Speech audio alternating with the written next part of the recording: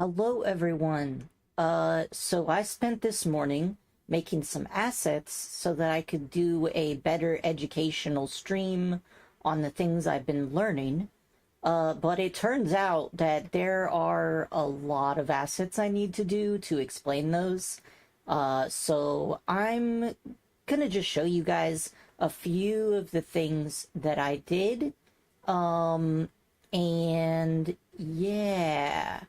All right, so obviously this background is the background I made. I put a black border in the bottom left corner around the little title to each video so it will be easier to see. And I started making this screen, which allows us to do voice analysis for various characters. So there are these little star markers, and I'm going to show you guys, as far as I'm concerned, I don't think I can do a proper voice analysis yet. I think I need to learn a bit more, but I figure I can do at least some stuff uh to show you guys. Let's see, where is it? Yeah, okay. So I, with my instructor, uh looked at some Genshin Impact voices, actually, since honestly it's just really easy to find their voice lines and you can listen to as much of it as you want.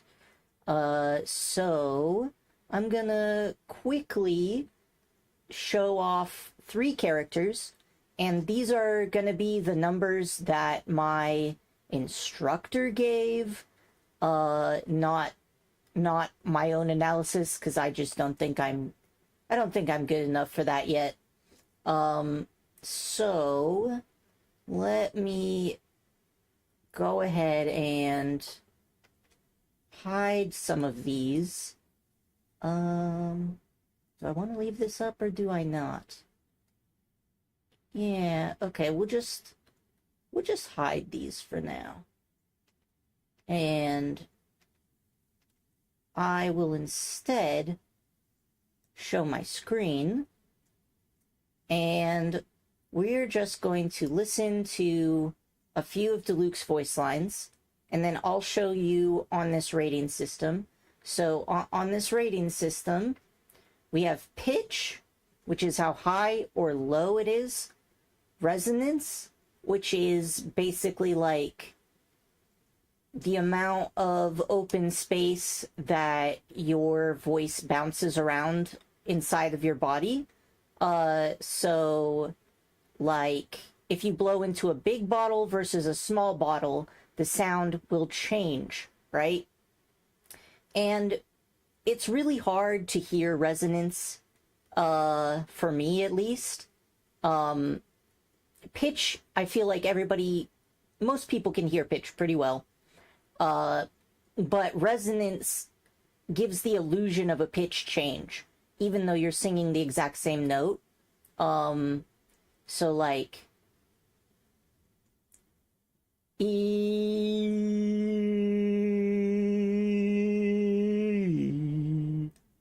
that was E,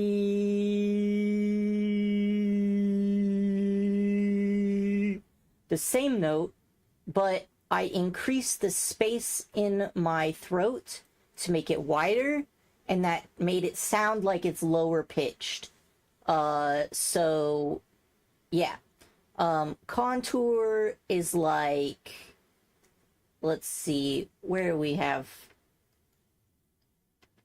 contour is kind of like the way that you use your voice, like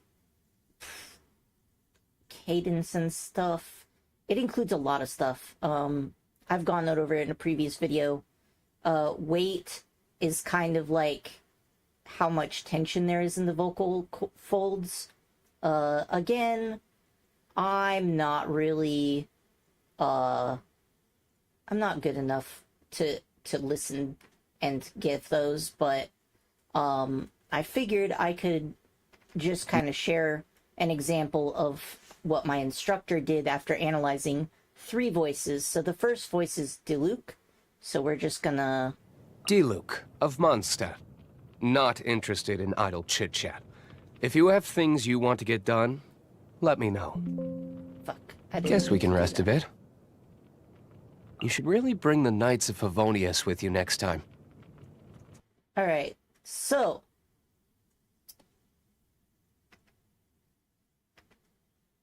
now, this is...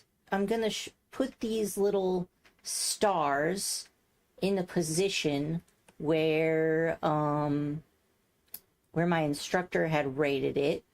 So on this, we're going to have like high pitch is over here on the small end of the scale, and the large end of the scale is going to be lower pitched. That might seem a bit counterintuitive, but it's because all of these categories can have, like, they affect how people can perceive your voice in masculine or feminine ways. So the feminine is on the low scale and the masculine is on the higher scale, just for, like, convenience of these things. So for the pitch, my instructor gave it, like... let me see if I can just move this over.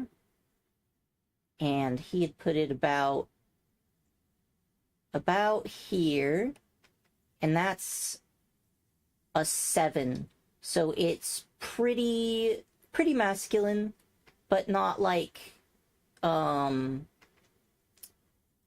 it's not like it's above that, you know, it's pretty good, pretty masculine. 7 out of 10 masculine. All right, so resonance is body implying, and so a more open resonance implies a larger body, a larger vocal tract, and tends to get read as feminine. So if you've ever heard kind of like the stereotypical gay voice, that is high pitch, but open resonance, which is why people will still register it as a masculine voice. And then for women who have lower voices, they can still sound quite feminine because of the opposite. So here we are going to place that at a 7 because my instructor, they also have marked him as 7. So still on that way. And I'm just going to really quick contour. I'm gonna say more about what the contour is before moving on, because honestly this is the one I don't really understand contour very much.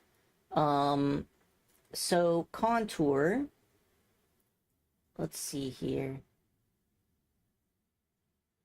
Contour is also called, can also be called like prosody, intonation, or cadence. So, oh, okay, yeah, this is how it is. So a contour, this end of the scale is a narrow contour, or is a wide contour, and this end of the, oh, you guys can't see my mouse. Okay, that's fine, I can do this. So this end of the scale is a wider contour, which gets read typically as more feminine, and this end of the scale is what a wide or a narrow contour that gets read as more masculine. So in terms of what contour means, so we've got the prosody, the intonation, the cadence. Generally speaking, what we're talking about here is people read a voice as feminine if it's bouncy, if it has high and low, like it goes up, like oh my god, right? So it kind of bounces. We got this kind of Valley Girl things. Whereas voices get read as more masculine if they have fewer notes that they bounce between, and they do it less often. So like, yo, what's up? See, that's very flat, right? So I could just read his voice. You should really bring the Knights of Favonius with you next time. You should really bring the Knights of Favonius with you next time, right? So it kind of goes up and down and up and down, and feminine voices especially go up at the end of a sentence. So if I were to read this with a narrow contour, you should really bring the Knights of Favonius with you next time. There's less bounciness. So Diluc actually has a little bit more of a contour. So if this is a 5, this one goes to about a 4. I think here is good. Yeah. So this is common in like voice acting in general. They tend to have, like, even masculine voices will often have a little bit more expressiveness because of that. So weight is also one of those weight is more tricky to understand. It's affected by the thickness of your vocal folds and the pressure of your vocal folds against one another. So a lightweight is kind of breathy and thin, and the vocal folds are just barely touching each other. They're just very gently, and they let a lot of air through. So to explain this, I'm going to show you guys a down the throat stroboscopy. How do I even pronounce that word? Stroboscopy? Yeah. So for people who do not like seeing the insides of a human body, this is your chance to not look at the screen. I'm going to put it on the screen now. So I'm going to go ahead and hide these so that I can show you guys kind of what we're talking about here. Let's see. It's going to be this one. So first I'll show kind of this neat thing I found that goes kind of top. It shows you all right, so it shows you on top here, this is the stroboscopy of the vocal folds, and then it also has this neat little video underneath that has a human anatomy model, and they kind of show how the camera goes so you can see what you're looking at. So let's go ahead and play this.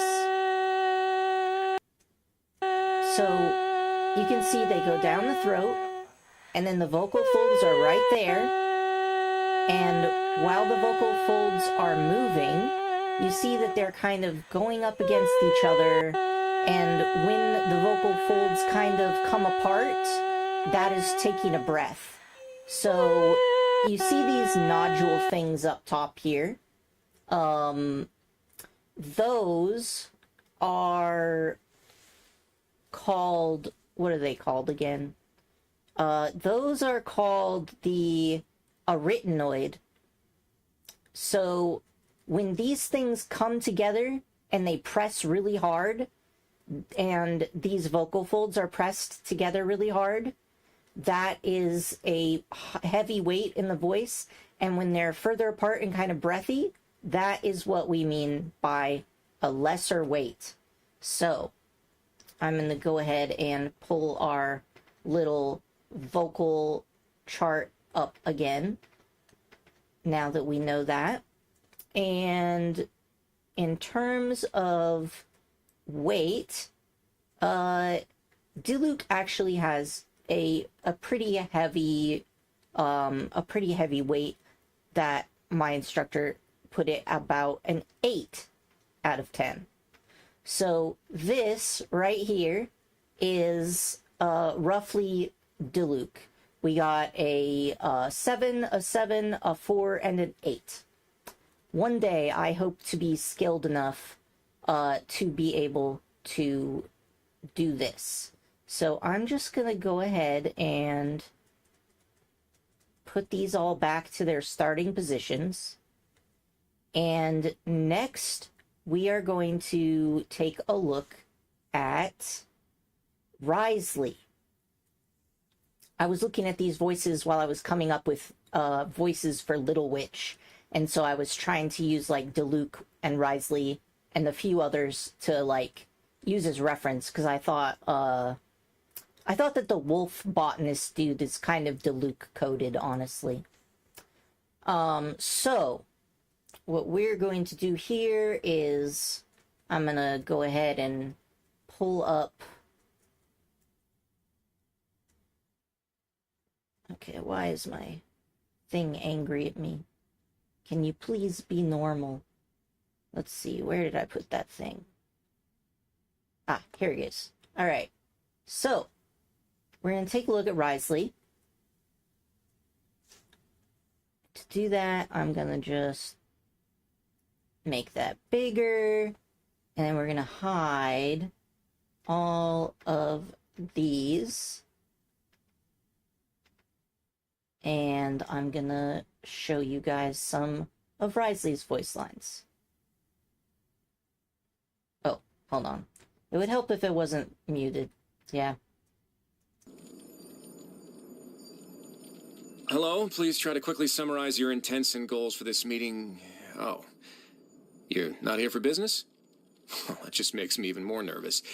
All right.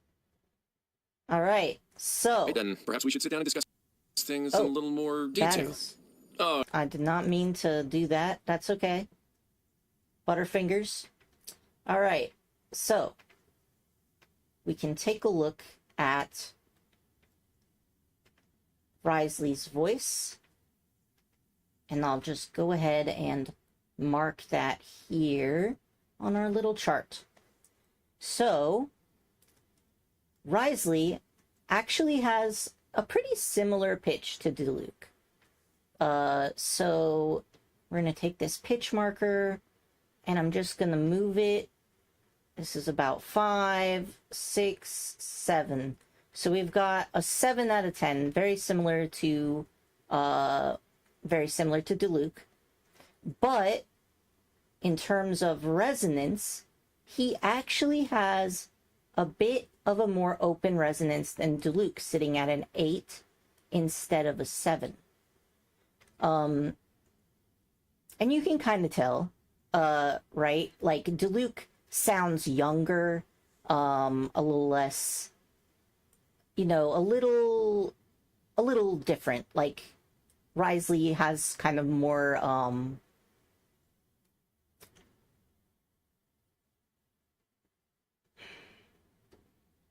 well, anyway, I will eventually learn how to do this, but he's got it sounds like his voice is deeper, but it's actually like the resonance, and I can't tell the difference between those two things just by listening, but luckily I'm learning from someone who does. His contour was also similar to Diluc's, sitting at about a 4, which again, you know, like anime and voice acting, frequently masculine voices have more going on there. And in terms of weight, he's sitting in about a 5. This is about a 5 right here. Yeah.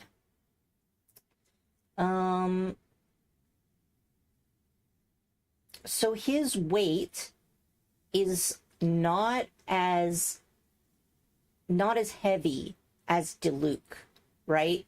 So Diluc sounds a lot more brusque because of that, whereas with the lesser weight, Wriothesley sounds a lot more relaxed. So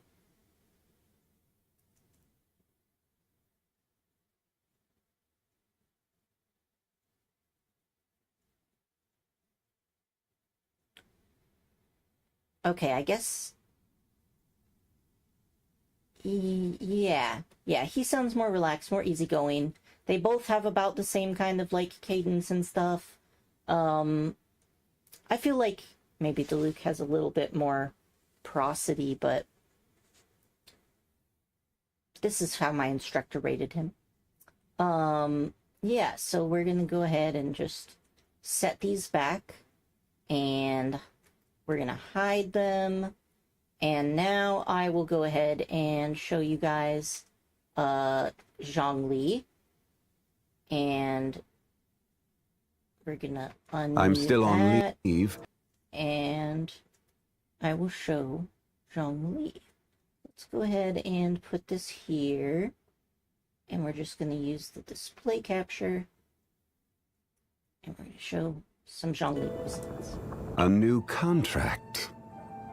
Okay. I'm still on leave, but I can accompany you for a while. What name should I use on the contract? I have a great many names, though when on leave I tend to go by Zhongli. And you, traveler, what name will you be signing on this contract? All right, so we have Zhongli, and his voice is a bit more different compared to either of those. He sounds definitely a lot older and more mature. So with pitch, his pitch is actually pretty significantly, it's a bit lower of a pitch compared to the others. It's kind of sitting here at like a 7.5 to an 8. And also, he's got a deeper resonance that's also sitting here at about an 8. I think my instructor maybe put this one at pitch a little bit, just a tiny bit less than the other one. In terms of contour, he is actually pretty even toned, right? He doesn't have quite as much ups and downs as the others do. Probably at around like maybe a 6 or so. Yeah, like a 6. And in terms of weight, his voice does have a more weighty feel to it. In kind of like, not necessarily strained, but like it has like, it doesn't sound strained in the way that Diluc's voice sometimes sounds strained. And actually, Diluc and Zhongli have very similar vocal weights. I think Zhongli is a little bit of a heavier weight. But the contour is quite different. Like, Zhongli is not as abrupt as Diluc's voice is. Anyway, so this is kind of what I've been working on. Is I made these graphics today. And there's a few other things I wanted to share with you all. I'm working on making more stuff so I can give a more in-depth analysis of each of these. And there's actually a 5th category for voice analysis called weight, called volume. But volume does have some, like, gendered qualities to it. But I feel like volume is also something that is really easy, that most people can tell easily, and I just didn't really include it, especially because if I'm testing out like game characters, typically their voices are kind of evened out to about the same volume for the sake of like convenience for the viewer. Not always. Sometimes a game, one character will just be really loud and another one will be really quiet, but that usually, polished games tend to avoid that and make them about the same. So let me get some other things for y'all. What was it that I was gonna show you? let's see. Ah, yes. There's a couple of voice tools that you might be interested in. Let me go ahead and just hide these. And there are some useful voice tools here. So first off, Informant is a real-time voice analysis tool, and it works for Windows, Linux, Mac OS, Android. It's pretty good. My instructor uses voice tools, and this is kind of very similar, except voice tools has pink and blue bands to show like generalized masculine ranges. It also tracks what key you're singing in. Honestly, it's kind of a little bit better, but I just didn't feel like installing BlueStacks today. So Informant is another one that I found when I was searching around today.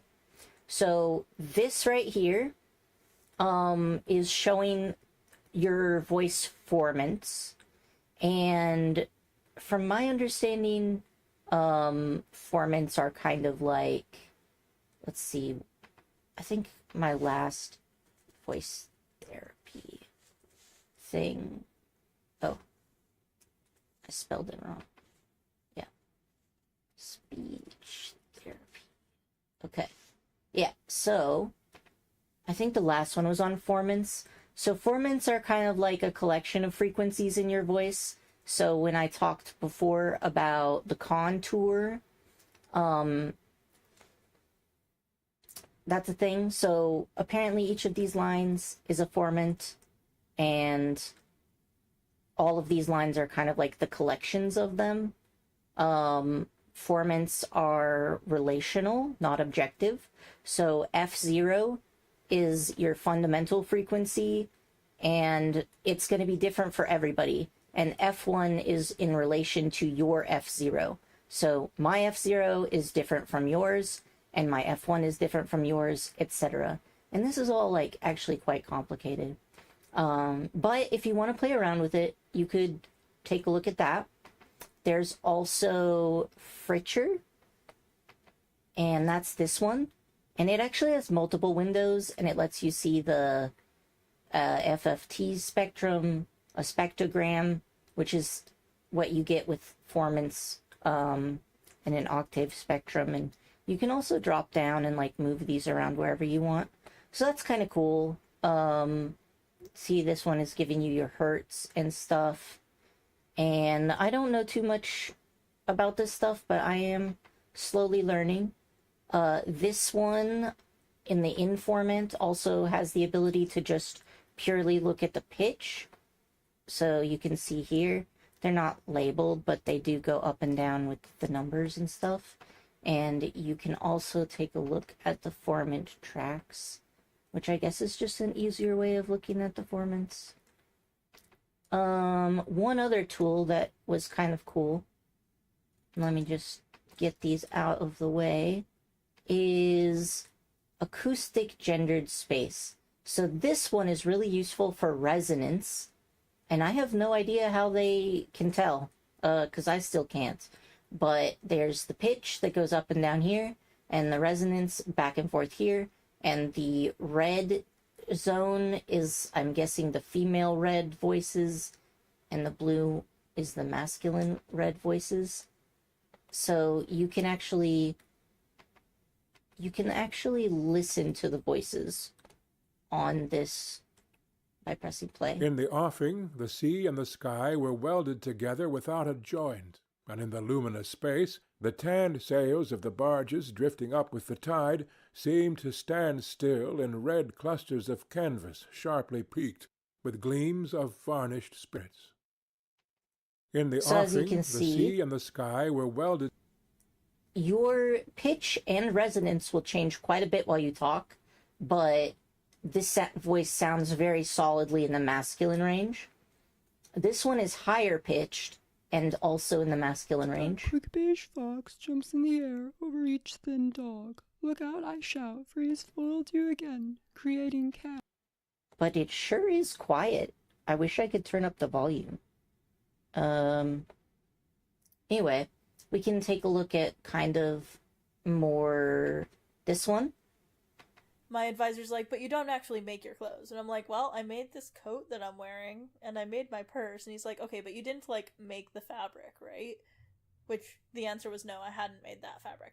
So, for my prospectus defense, I spun yarn that I then knit into... So, you can see this is more higher pitched, and its resonance is also a bit more on the closed end, but it can kind of dip into a more androgynous in places.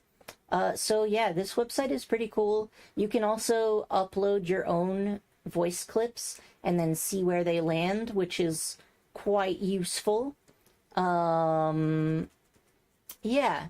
So I think that's kind of just the stuff I wanted to cover today. Maybe I'll do a few of these exercises just to end it out, and then I'm gonna do something else, because that's how I roll. Let's see, where's the things? It's in one of these tabs. Doesn't help that I have this tendency to just open 10 million tabs. Alright, so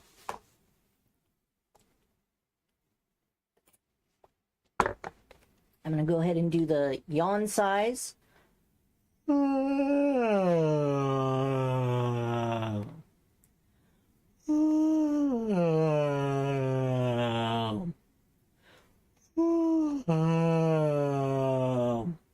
Alright, now that we got ourselves nice and relaxed, my voice is sitting in a more natural position as opposed to the kind of tense position that I accidentally keep it in most of the time. And we're gonna do some of these tongue twisters. Peter Piper picked a peck of pickled peppers. A peck of pickled peppers Peter Piper picked. If Peter Piper picked a peck of pickled peppers, where's the peck of pickled peppers Peter Piper picked? Betty Botter bought some butter, but she said the butter's bitter. If I put it in my batter, it will make my batter bitter. But a bit of better butter will make my batter better, so it was better Betty Botter bought a bit of better butter. How much wood would a woodchuck chuck if a woodchuck could chuck wood? He would chuck he would as much as he could, and chuck as much wood as a woodchuck would if a woodchuck could chuck wood. And oh yeah, one other thing that I probably should have put with the rest of these things is if I hide this and then I show you guys the display capture, this online mic test, and it will show you what pitch you're using, so or I wonder how this goes if this is... So my instructor can sing at one note and change the resonance and keep the pitch perfectly stable. And, I don't know, let's see if I can do it.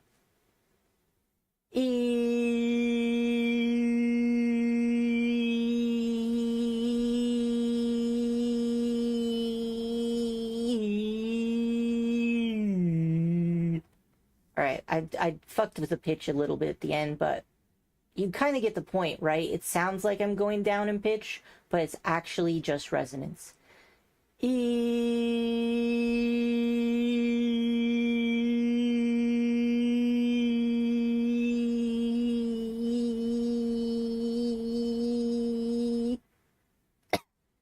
Yeah, so you can see that that sounded quite different, and yet it was still the same pitch. All right, well, I'm gonna close out of this for now. I did a little bit of the training. These days mostly I've just been training while I stream and doing different voices and trying out new things when I'm reading like descriptions for things, but you know, it's good to set aside some dedicated time to practice. And I especially need to practice training my ear to hear the differences in things. So that's just going to be what it's going to be. Yeah. All right. Until